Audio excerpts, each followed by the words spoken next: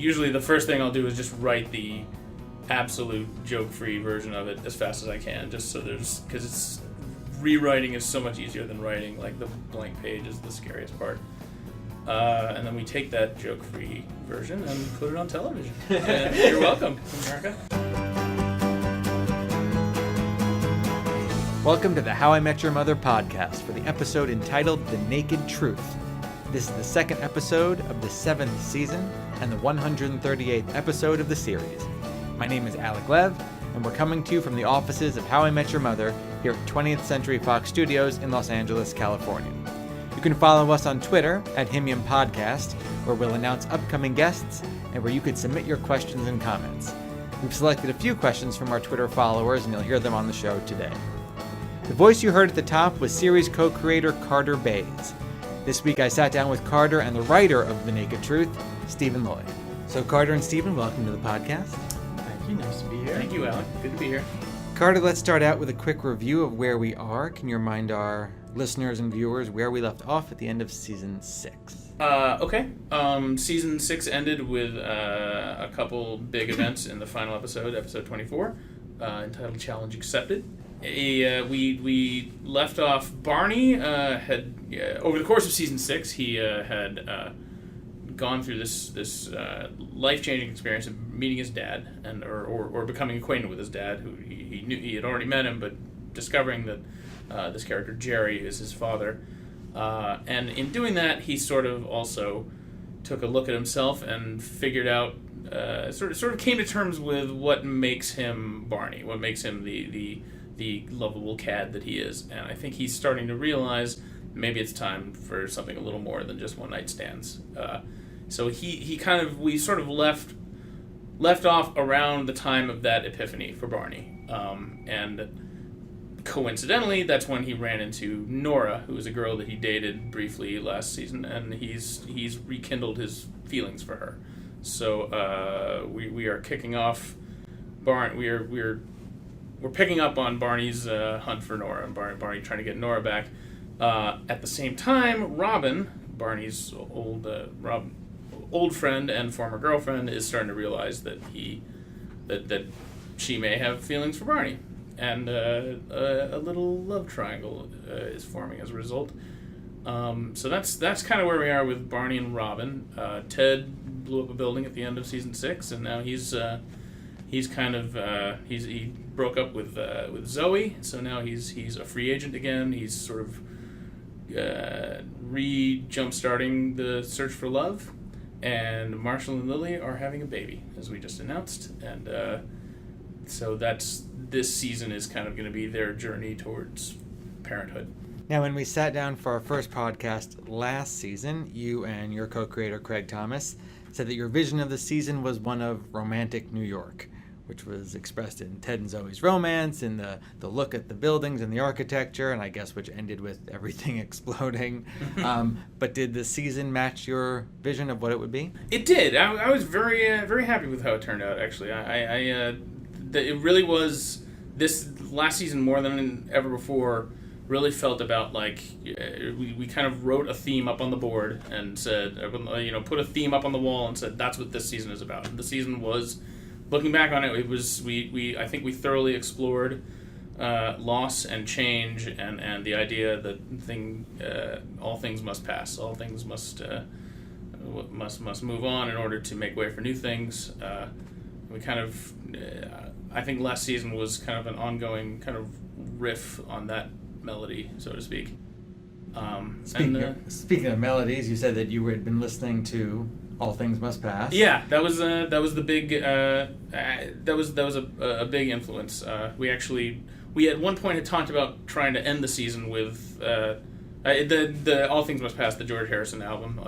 Since you're on iTunes, go check that one out too. This is pretty good. Turns out George Harrison can write a song.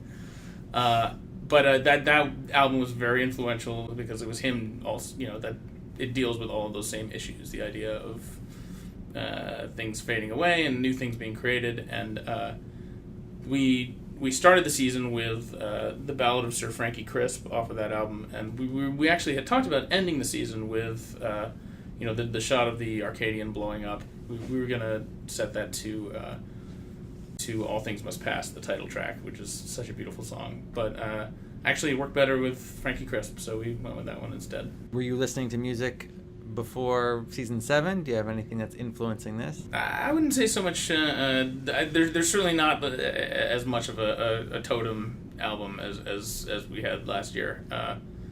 But there are themes that we're exploring this year. I almost feel like we shouldn't discuss them until the end, when we have this conversation a year from now. But there is sort of a running undercurrent of this season, as you will all discover as you watch it. Now, every episode is assigned to or a different writer. Some Carter, you and Craig write together, and some the other writers. Yes. And Stephen, you wrote episode 702, The Naked Truth.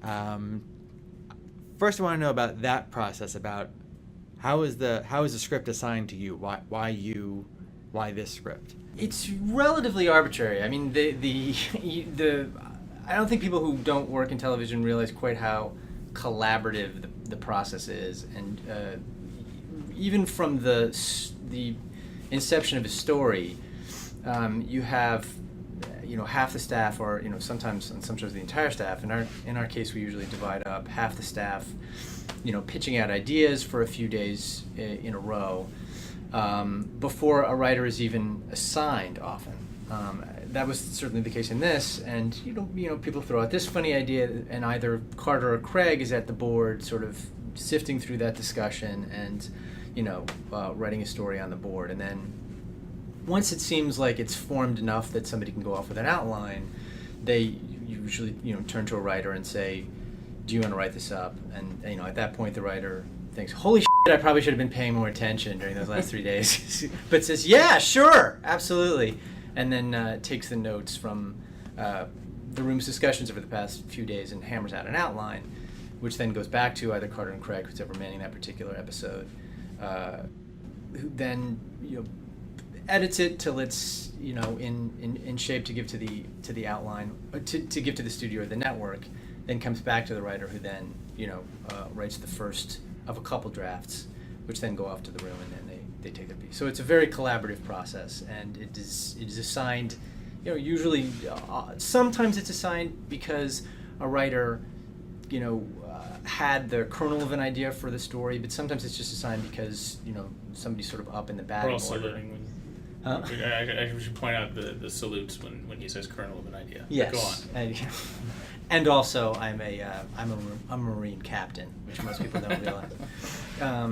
But in this case, it was just I think I was sort of up in the batting order, and so after we sort of collectively broke the story, it was simply assigned to me. How do you write personally? Actually, do you sit in front of a computer? Do you write longhand?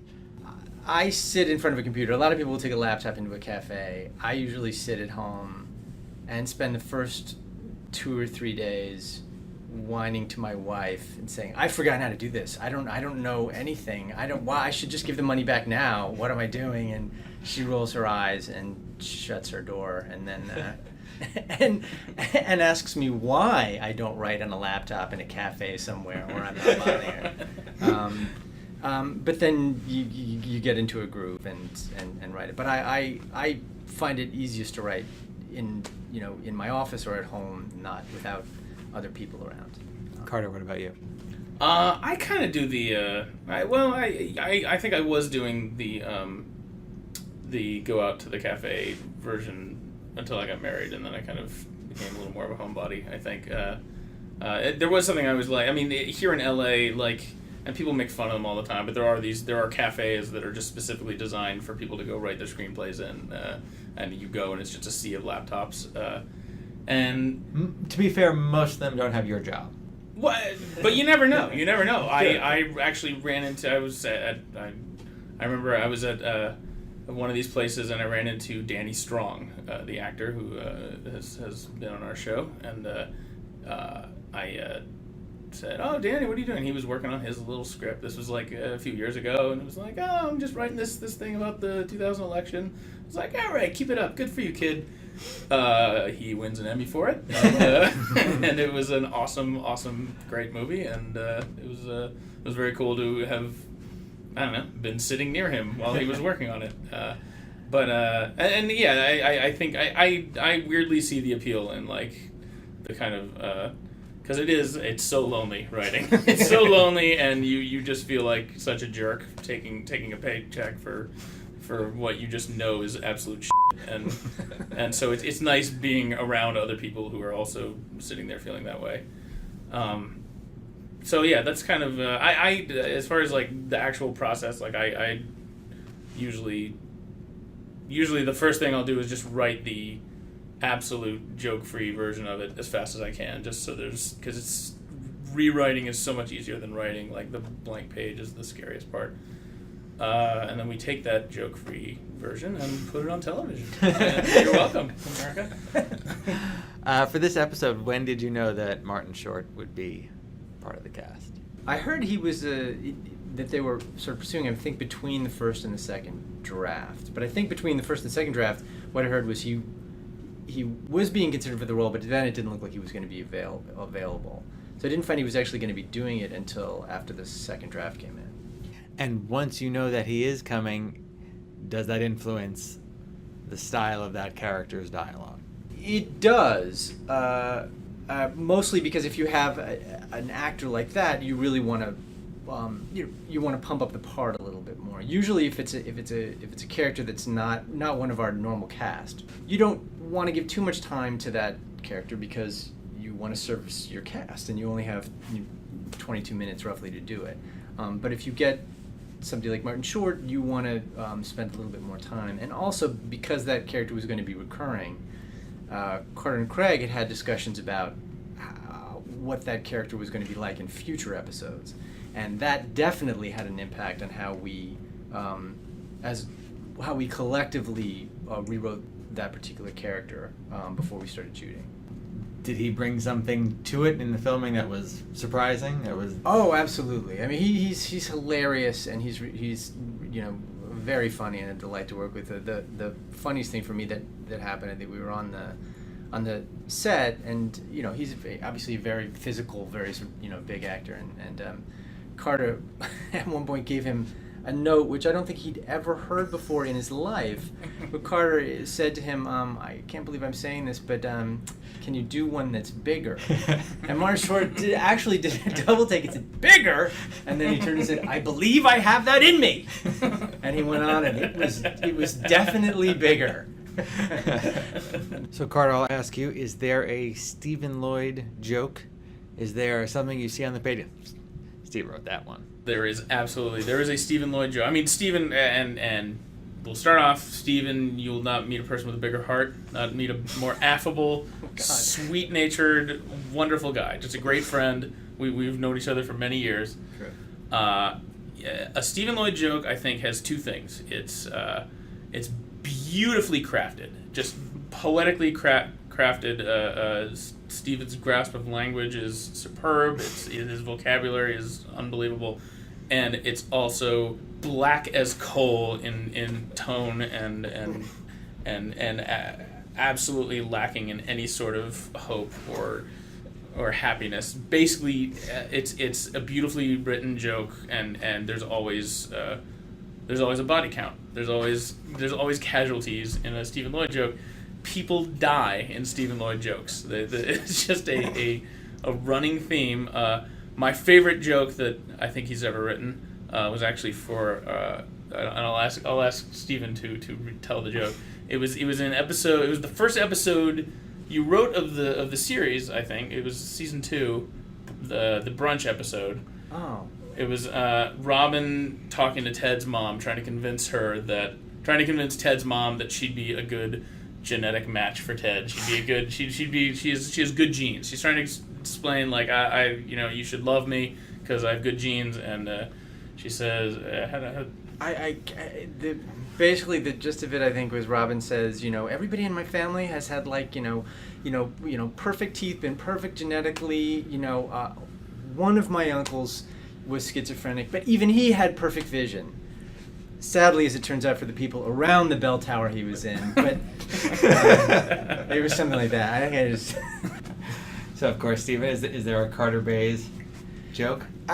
There is. I mean, Carter's responsible for so many jokes in every episode that are hilarious, and I think There's a joke in this particular script that's very much Carter, where Ted is trying to decide between these two women that he's met at the newsstand about which one to take to this architect's ball.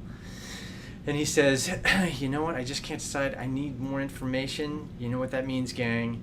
It's pros and cons time. And the rest of the gang erupts into a cheer. And then the narrator says, and they really cheered. Which is a hilarious sort of off-the-wall joke of Ted's idea that his dilemmas are so much more fascinating than they actually really are. And that you could really only do in this show because of the unreliable narrator that is there. But I think also, and very much to Carter's credit, there's no formula there. I think with a lot of jokes you can see this sort of construction, and I think with a lot of Carter's jokes you can't see it. They're just funny because they're hilarious and off the wall, but there's no there's no formula.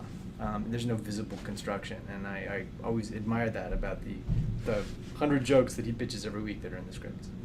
This episode has a line that Himium fans have heard a lot. The image freezes, and future Ted says, but that's for another story. Are you keeping track of these? Yes, absolutely. That's it's always, because honestly, like just to pull the curtain back a little, we remember all those stories that we want to get to eventually, and when we basically, the bottom line is we can't wait to answer those questions. We always have to give it some time. You don't want to you want to have as many plates spinning as you can, but when you get to do an episode about one of the slaps, or being able to do the goat episode was very satisfying. It's the thing that I think enjoy most in terms of writing the series on a macro scale. It's fun knowing that we have these missiles in the air that we can have land whenever we want, and it also will often get us out of bouts of writer's block. And it's all written up on cards on our on the dry erase board in our offices, and it's just fun knowing that when in case of emergency, break glass and that stuff is there. So from Twitter, we have a question from Dacer Lynn, who says, did they study Joseph Campbell's comparative mythology or just love Star Wars? And is it really Marshall's hero journey and not Ted's? Wow. I think, in a way, Barney is the hero who sat on 1,000 faces, probably. But actually, you know what? I think last season sort of started with some hero construction, because there's an episode, I think episode 5 is when Barney says, Ted, we want you to come build this building. And that's the call to adventure. And then Ted has to deny the call. At first he says no, I'm out of that game. And then something brings him back and he decides, okay, I'm taking this challenge. And that was chapter 1 of that book, and I never finished it. So I think there was a Joseph Campbell construction to the first 5 episodes of that season, and then it just went haywire. And we do love Star Wars. Yeah. That's no lie. We have another question from Twitter from I'm a Crackers. Last season made it seem like Barney became who he is now because of his father, who said never stop partying. But before this season, it was always hinted that Barney became this new guy because of his breakup with Shannon.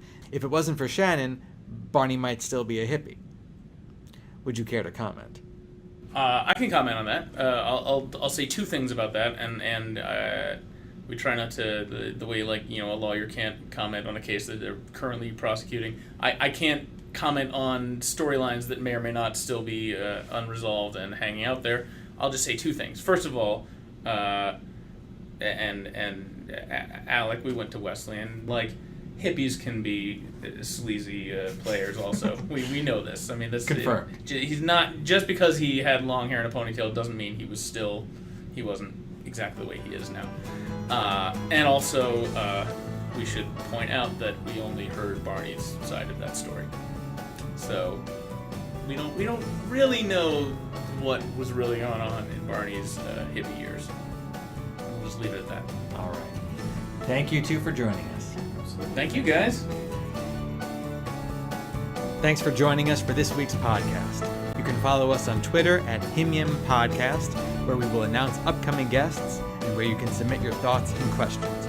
Remember to watch How I Met Your Mother CBS Monday nights and every day in syndication. Check your local listings. Become a friend of the show on Facebook and check out cbs.com to learn more about the show and watch exclusive clips. Follow the show on Twitter at Himium_CBS. Sneak into the writer's room at Himium_writers. Get tweets straight out of the production office at Himium Prod, and commune with Barney at Bros Life. Our sound engineer is Jesse Olsen Milkman.